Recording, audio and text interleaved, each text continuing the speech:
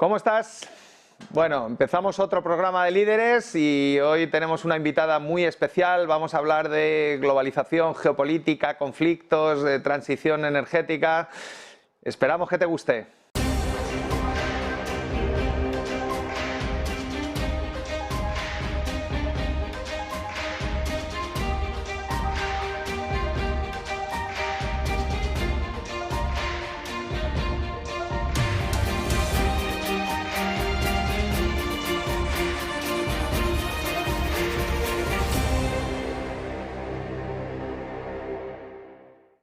¿Qué tal, Elina?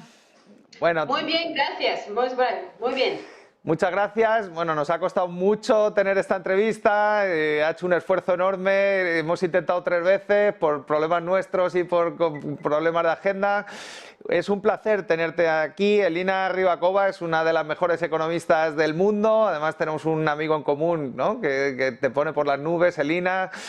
Tienes un currículum espectacular, ahora mismo estás de fellow en el Peterson Institute, uno de los grandes think tank económicos mundiales, has estado en el Fondo Monetario, bueno, has hecho un montón de cosas.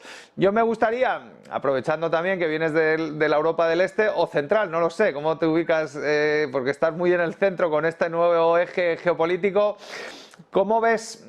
Es una de tus especialidades, Elina, y una guerra en Ucrania continúa, estamos en un nuevo orden mundial, esto de la Guerra Fría otra vez, la bipolaridad, ¿no? ¿Cómo ves todo el escenario y cómo ves los cambios y a qué mundo nos enfrentamos, Elina?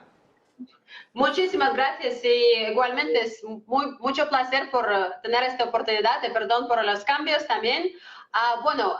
Es muy importante tu pregunta porque estamos de verdad en el mundo entero nuevo.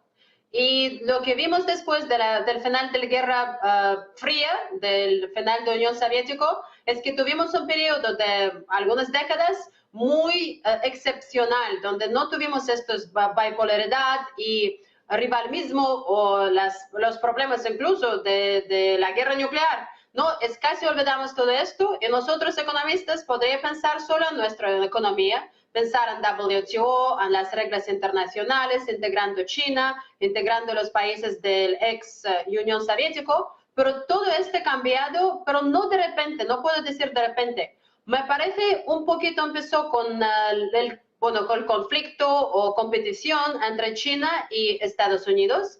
Y si recordamos bien, empezó también con la administración de Obama. El problema es de WTO, de lo que no tiene los jueces ahí, los Estados Unidos empezaron a bloquearlos ya en el periodo de administración de Obama. ¿Y por qué? Porque pensaba que nosotros, como países occidentales, ofrecemos las reglas y beneficios del único mercado, de los bienes y los capitales a China y a otros países, pero ellos aprovecharon de manera un poquito injusta. China se declaraba como un país del desarrollo, recibió muchos beneficios, pero al final no jugaba en las mismas reglas. Entonces empezó este conflicto entre Estados Unidos y China, y podemos hablar más de esto. Pero también con el tiempo, me parece Rusia se sentía como excluida de las discusiones grandes. El constructo de G7 Plus, Rusia sentía como está afuera o no está el país que lo toman en serio. Y también se tienen sus problemas de líder autócrata que quería influir más los países de la región ex-soviético. Entonces, un poquito más adelante, 30 años por ahí, después del final de la Guerra Fría, nosotros empezamos otra Guerra Fría. ¿Y qué significa esto por el conflicto en Ucrania? Significa que me parece que vamos a estar en este conflicto, en este problema por años que vienen. Y eso es importante para el mundo, pero es particularmente importante para seguridad europea. Y bueno, tú eres letona, Elina, ¿no? Has estado ocupada por la Unión Soviética, yo he trabajado en Polonia, conozco bien vuestro sentimiento, el temor de que siempre estáis invadidos, sois una tierra de invasión y de conquista. ¿Cómo ves a Europa en ese nuevo rol, ¿no? Nosotros estamos soportando la guerra, ¿no? Tenemos la amenaza de Putin hacia otras repúblicas soviéticas, están vuestras zonas, que estáis dentro de la Unión Europea y dentro de la OTAN y protegidos por todo el escudo protector de la Unión. ¿Cómo lo ves tú desde ese lado, ¿no? Desde los países más sensibles y más afectados por el conflicto? Me parece que es una tragedia que otra vez tenemos que tener miedo. Es que los últimos 30 años la gente tenía miedo, recordaba el periodo de la Unión Soviética, pero pensaba con el tiempo que, bueno, nosotros podemos vivir bien juntos, podemos tener negocios juntos, mucho negocio en los países bálticos antes venía de Rusia, los puertos, transición de Rusia a Europa y de vuelta, pero es una tragedia que otra vez que tenemos miedo, viste también los países escandinavos que quieren entraron a NATO, nunca pensaban hacer esto, y eso todo a partir de la agresión a Rusia a Ucrania. Donde estamos ahora, lo que me preocupa lo más, obviamente, es con elecciones en Estados Unidos. Yo estoy ahora en Estados Unidos. Si, por ejemplo, en el caso extremo, que, por ejemplo, nueva administración quiere reducir lo que hace Estados Unidos con NATO, ahí tenemos un problema grande. Y me parece que los europeos, nosotros todavía no entendemos muy bien que igual vamos a tener que defendernos físicamente independiente del NATO. Y de momento eso no es posible. Lo que tenemos como el programa de defensa no es coordinado y no tenemos suficientemente recursos para defendernos. Y en ese nuevo orden, ¿no? Nosotros hemos vivido un mundo de expansión, como tú decías, un mundo de integración, ¿no? Donde todo crecía, el comercio crecía. Es verdad que China no juega las mismas reglas, pero bueno, al final también las importaciones chinas también han crecido, aunque haya un déficit de balanza comercial muy fuerte. Y estamos en una nueva era de proteccionismo, ¿no? Empezó, como dice, con Obama, se intensificó con Trump, Biden ha dado un paso más porque ha mantenido todo el proteccionismo de Trump y ha ido a más en el conflicto militar, Taiwán, geopolítico.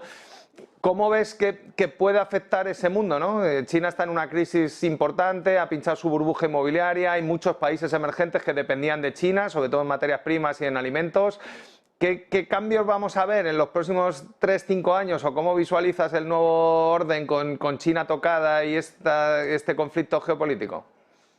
Bueno, eso significa que vamos a perder todos un poco, ¿no? No podemos decir que vamos a isolar o decouple de China y no vamos a sentir nosotros. Como te dices, integración de China también tenía muchas cosas positivas para el mundo, ¿no? Tenía inflación nosotros todos más bajo. Después de crisis financiera en 2008, nosotros sentimos un poquito más crecimiento mundial porque China invirtió mucho más y ayudó a la economía global, pues integración del mercado tan grande e importante, también con muchos materiales primos y producción, tenía muchos beneficios para el mundo y no vamos a tenerlo en el mismo grado con este proteccionismo. Con proteccionismo lo que preocupa de un lado es que no tenemos modelos como integrarlo en nuestros pensamientos, porque lo que queremos ahora es que integrar economía, foreign policy, defensa, queremos integrar como a un mismo modelo. Por ejemplo, si yo no quiero entrar en un conflicto directo militar con Rusia o con China, esperemos que no vamos a hablar de eso, voy a utilizar algunas maneras de proteccionismo para compensar. Pero normalmente, como nosotros vamos a estudiar, escribimos nuestros papeles, normalmente yo escribo más en economía, más recientemente entro más en política y geopolítica. Los analistas escriben más de política o foreign policy, escriben en su lado. Entonces, normalmente nosotros no cruzamos y no tenemos modelos como pensar. Si utilizo un tool de un área para el otro, por ejemplo, economic sanctions contra el defense o military.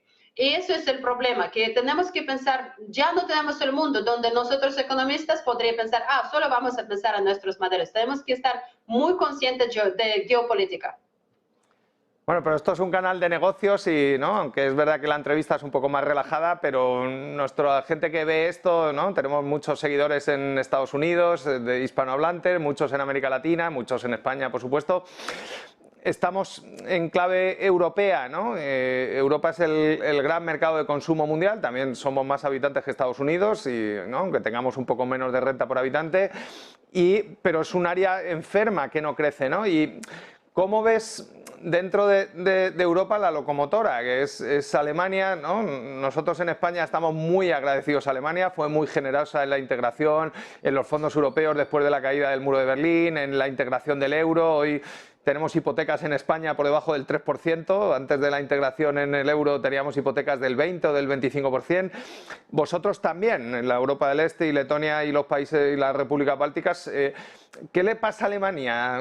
¿Cómo la ves en esta transición? ¿Es todo por el gas o está pasando algo más, ¿no? Pero lo del gas de Rusia les ha tocado fuerte, Elina, ¿no? Les ha dejado industrialmente muy tocados. Sí, es algunas cosas en combinación, no es un factor que fue lo más importante. Claramente gas es muy importante, pero también lo que la industria de Alemania perdió en un momento cuando tenía que transformarse. Estaban demasiado cómodos. Por ejemplo, las baterías o nuevo tipo de vehículos. Por ejemplo, China hizo mucho más inversión y esfuerzo, entonces más líder de lo que ahora es Alemania. Y perdimos tiempo para adaptar a estas nuevas tecnologías, porque igual también estaban muy cómodos con gas barato de Rusia y pues adelante. Y esa transformación es importante para Europa en cualquier caso, mismo sin guerra con Rusia, sin precios altos del gas. Tener más consciente de las nuevas tecnologías. Yo no estoy tan negativa con Europa, claro, no crecemos tanto que como queríamos crecer, pero si recordamos los últimos 2 años, el choque importante de los precios de energética, de gas, de petróleo que sobrevivió Europa, y si recuerdas, al principio de 2022, del año 2022, todo el mundo pensaba que íbamos a tener los números muy negativos para Europa. Y al final, no, sobrevivimos. Sí que tenía alguna ayuda del gobierno, pero al final tenía ajuste en la economía, tenía sustitución del petróleo, del gas más de Rusia, y más o menos estamos yendo adelante. Si hablamos de España o de Italia, también con de vuelta del turismo, bueno, economías están más o menos bien. Pues yo no, I wouldn't be writing off Europa de momento. Muy bien, bueno, vamos a hacer un descansito para publicidad y volvemos enseguida con Elina. No os vayáis.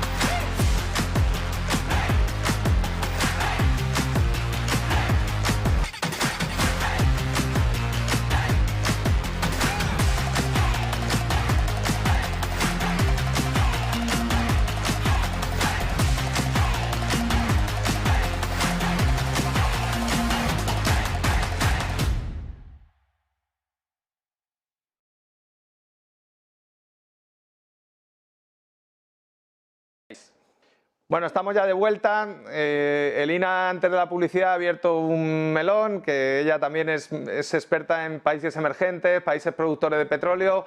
Estamos en plena transición climática. Todas las previsiones de cambio climático y de calentamiento global se están acelerando y están llegando antes. Y todo el desarrollo industrial y tecnológico también. Entonces, has hablado ya de los coches eléctricos. China era un importador neto de coches europeos y ahora es un exportador neto de coches eléctricos. Como tú dices, tienen mejor tecnología, mejores costes y más competitivos, ¿no? ¿Cómo ves esta nueva ola de proteccionismo que amenaza a Bruselas y la Comisión Europea? O sea, ¿tiene sentido poner medidas proteccionistas e incrementar el coste de los productos que vamos a comprar los europeos en plena transición? ¿Y cuánto tiempo ponemos esas medidas? ¿Y qué le pedimos a las compañías de automóviles para que se adapten cuanto antes, ¿no? Porque claro, no vamos a estar penalizando la transición climática por proteger a nuestra industria sin que vayamos a ir a un resultado positivo. Pues exactamente, es muy importante equilibrar, no ir a proteccionismo completo, porque eso sí que va a disminuir nuestro crecimiento y productividad en Europa por completo, ¿no? Podemos darles un pequeño periodo de transición, pero al final tienes que dejar a mercados a funcionar. Y no podemos esconderse a través de los problemas geopolíticos, pero utilizar esto para proteccionismo, ¿no? Como hablamos del ex Unión Soviética, países de ex Unión Soviética, el extremo de proteccionismo nosotros conocemos muy bien. La producción soviética no era muy buena, ¿no? Nosotros tampoco queremos hacer esto a Europa. Pero con transición climática y nuevas tecnologías, tenemos ahora oportunidad de invertir porque va a llevar más tiempo de lo que nosotros esperamos hace un par de años. Con el choque de precios de petróleo, de gas, de todo, de energética los últimos años, es que era difícil a combinar la transición, green transition, y a la vez y la independencia energética europea. Pues no puedes con par de tools intentar llegar a todos los objetivos que quieras a la vez. Pues de momento estamos un poquito con transición más despacio de lo que pensamos o de lo que políticos estaban hablando hace par de años. Y bueno, al final eso no significa que no va a ocurrir. Y como tuviste también al Davos, los países de Middle East estaban de momento muy contentos, ¿no? Mucho dinero, mucha discusión. Ellos todavía sienten cómodos y ahí me parece, si pensamos adelante 10 años, 20 años, ahí sí que van a tener problemas porque están intentando cambiarse, pero en general es muy difícil. Porque como decimos, the resource curse existe. Y si tú descubriste sus recursos naturales antes de que tú estableciste instituciones, como por ejemplo a Noruega era otra historia, tenía primero instituciones y después descubrieron recursos naturales. Pero en el Middle East lo opuesto, pues sí que es difícil cambiar la economía y escapar este resource curse. Bueno, tú estás muy especializada, Elina, en países emergentes. Estamos en una transición energética, yo creo que sin precedentes en el último siglo. Prácticamente el 80% de la inversión, de nueva inversión en producción de electricidad se hace en renovables, en sol y principalmente fotovoltaica, pero también eólica. ¿Cómo ves a los emergentes en general? Tuvimos a Michelle Musset, la secretaria del PNUD de América Latina, vamos a tener a Rebecca Grispan de la UNTAD. Nos interesa mucho este tema, ¿no? Es una tecnología comoditizada, a costes muy bajos, fáciles de instalar, sobre todo la fotovoltaica, no tiene una complejidad técnica complicada. En principio parece que es una oportunidad para los países emergentes, salvo para los productores de petróleo, ¿no? Exactamente, sí. Es una oportunidad importante porque Europa como Estados Unidos van a buscar como friendshoring, como oímos de Secretary Yellen hace un par de años, pero sí, van a buscar los productores más reliable, más cercanos a nuestros valores y van a intentar diversificarse un poquito más de China, mismo si vamos a tener muy buenas relaciones con China, con Rusia a un momento adelante. Es normal también, como cualquier empresa, para el país diversificarse sus importaciones, no importar más de un porcentaje de un país. Y China y Rusia también controlan muchísimo de estos importantes materiales para transición fuera de petróleo. Pues sí, los países en América Latina que pueden ofrecer oportunidades de diversificarse para Europa tienen una oportunidad crítica para beneficiar de esto. Y por ejemplo, estamos viendo, ¿no?, a los grandes productores de petróleo, Arabia Saudí, Emiratos, Irán, transitar hacia las renovables y transitar también hacia fondos soberanos con I+D, con otras tecnologías. ¿Cómo pueden transitar países no tan potentes? Estoy pensando en Venezuela, estoy pensando en Kazajistán, estoy pensando, ¿no?, en Ecuador, países que están con conflictos, con crisis sociales, con crisis políticas y que van muy atrasados en esto, que les pilla la curva tecnológica, ¿no? Llegará un día que su petróleo no tendrá mercado y no podrán tener los ingresos que tienen en este momento. Pues para empezar, para todos esos países ya es complicado, ¿no? Tenemos muchos estudios en economía diciendo, como empezamos a hablar de resource curse, es casi imposible escaparlo, ¿no? Ya empezamos que ya la tarea es muy complicada, ¿no? Mismo para saudíes que tienen muchos dineros, están empezando a cambiar su macroeconomía, un poquito cómo gestionan su tasa de intereses, monetary policy y todo. Bueno, están empezando, pero en cualquier caso ya es complicado para ellos. Hablando de los otros, Irán ahora tiene relaciones fatales y no estamos hablando del Gaza y de Israel, pero con problemas geopolíticos no veo cómo van a salir de esto. Y también tiene muchos problemas con su economía interna. Pues yo no veo cómo van a aprovechar de poder transicionar. Algo muy parecido a Venezuela. Venezuela tiene mismanagement completo, incluso de sus recursos naturales que tienen.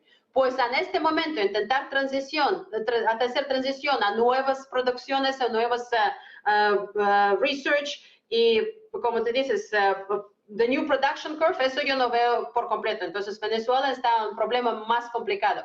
Ecuador es un momento crítico. Lo que vemos a muchos países en Latinoamérica, no muchos, algunos, es un riesgo importante que vuelvan capcionar algunos grupos como de narcotraficantes, capcionar las instituciones de Estado. Es algo que casi olvidamos en muchos casos en América Latina, como Colombia ha cambiado muchos otros países, pero el riesgo es que está volviendo poco a poco. Ecuador es un ejemplo en eso. Cuando el Estado se vuelve tan impotente que ya tiene un conflicto directo con estos grupos. Y eso es algo que tenemos que vigilar mucho, particularmente en esta región. Me ha recordado una visita que hice a Ecuador con el PNUD, estuve visitando al gobierno, la reunión con el ministro de Energía fue en la empresa petrolera y la mesa tenía detrás una foto de un pozo de petróleo y una refinería. Digo, hombre, yo creo que para hablar de renovables no es el sitio más adecuado. Oye. No, desafortunadamente, exactamente, Perú, Ecuador, un poquito de Brasil, este área todavía también es muy capturada por los productores de narcóticos, pues sobre todo con estos problemas de petróleo, va a ser difícil para esta región a salir adelante. La transición exige inversión, las placas fotovoltaicas y los molinos eólicos tardan muchos años en amortizar la inversión, eso exige una seguridad jurídica, exige una buena regulación, una garantía, estar vigilado por la OCDE, tener estabilidad macroeconómica. ¿Qué países estás viendo y destacarías ahí, ¿no? Y en tu área, un poquito, y ya para acabar, ¿cómo ves la transición del carbón en países como Polonia, ¿no?, que han vivido de una energía muy barata y atrayendo industria y ahora tienen que transitar con menos horas de sol? Tienen viento, pero no sol. Pues estamos hablando también de España, que puede aprovechar muy bien inversión y algunas de estas industrias ya mucho más antes que otros. Pero muy bien que tú mencionaste también Polonia, porque no es suficiente ahora para países emergentes decir, bueno, yo tengo recursos naturales y producción barata. Ya esto no funciona. Tienes que buscar algo que los países grandes, más grandes mercados, más ricos como Europa y Estados Unidos, van a necesitar 10 años adelante. Y por ejemplo, si ves Polonia, ellos invirtieron a factories de batería ya hace tiempo. Pues ellos son buenos productores. Ellos tenían suficientemente dinero, como te dices, instituciones empezaron, bueno, para mí es suficiente estar Polonia barata que produce algo para Europa. No, yo quiero algo con más value added, igual también algo que Europa va a estar adelante. Y ese es precisamente el pensamiento lo que va a sacar los países emergentes adelante. Exactamente, necesitas instituciones y necesitas tiempo para amortizar su inversión. Por eso necesitas private property rights y todas estas cosas fundamentales que tiene que ofrecer el gobierno. y así the institutional sort of quality, eso es lo que va a importar lo más, me parece, para aprovechar de new producciones, de new productivity. Bueno, nos hemos quedado sin tiempo, Lina. Yo me tiraría contigo aquí hablando horas enteras. Es una delicia. Te agradezco muchísimo que hayas estado en Líderes. Me ha encantado la entrevista. Espero que a nuestros telespectadores también les guste. Y nada, os esperamos la semana que viene en otro programa de Líderes. Esperemos que a la altura de que ha estado Elina, que lo ha dejado el listón muy alto. Mil gracias, Elina. Muchísimas gracias. Honor para mí. Honor para mí. Gracias.